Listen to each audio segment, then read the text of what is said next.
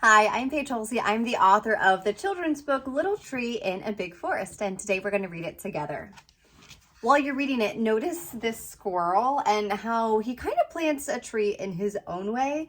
You'll see how he drops that acorn, and it really shows how nature has its own way of doing things, planting the seed for a maple tree. I love this first page, which highlights a lot of trees native to the Midwest and Missouri specifically, like red oak, white oak, walnut, maple, hickory, and cedar. And kids can see how they each have their own distinct shape and color and pattern on the leaves too. Here we go.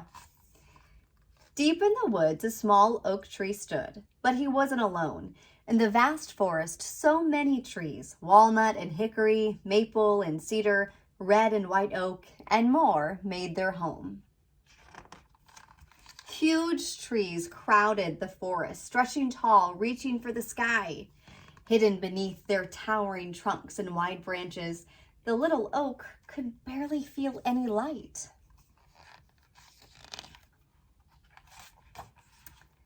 From far below, he watched pretty birds flit busily from one tree to the next. In the green canopy, the birds built their nests. The little oak knew that besides being strong and beautiful, every tree in the forest had a big job to do.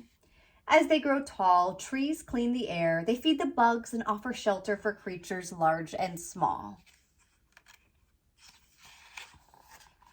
The pine trees reach high and proud, knowing one day they will help build warm houses for families who live on the hill. The red oak trees travel farther than most. They link the railroad tracks that span coast to coast. The maple trees, famous in their own way, shine on basketball courts where kids love to play. Some trees become pencils and paper that create beautiful art. Others fill homes as tables and chairs, sturdy bookshelves and desks, even cozy beds where people can rest. As the seasons changed, the little oak dreamed night after night of being anything other than a little tree in a big forest. He wanted to be a big tree with a big purpose. With spring, the forest sprang to life. The oak tree quickly grew round and quite tall. With deep roots and limbs stretched wide, his green leafy branches reached for the sky. Not far away lived a family of bears who liked to go fishing. One day, while trying to snag a big fish, Papa Bear said, "I need somewhere comfy to sit." Mama Bear agreed and suggested a lovely soft sofa. They found one and tried it, but the rain made it too squishy and soggy. When Baby Bear sat on it, he got all wet.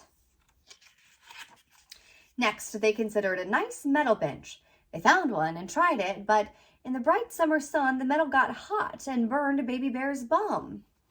They thought a plastic lawn chair might do the trick. They found one and tried it, but it wasn't strong. Just one use and the plastic chair broke. Poor Baby Bear crashed to the ground. Wandering into the forest, the bears searched for a solid solution. They wanted something rugged and beautiful, something that would last for generations. They searched high and low, and then Baby Bear shouted, "I know, let's make a bench out of real wood." "I like it," said Mama Bear. Papa Bear agreed. Yes, that could be good.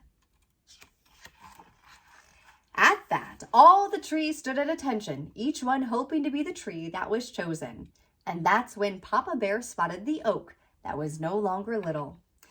"This is my chance," thought the tree, standing tall and proud.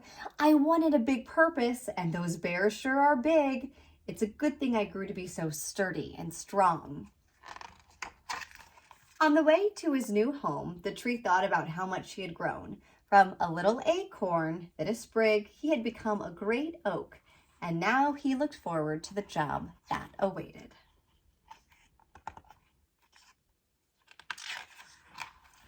In the shade of a willow right next to the water sits a big, beautiful bench made of real wood.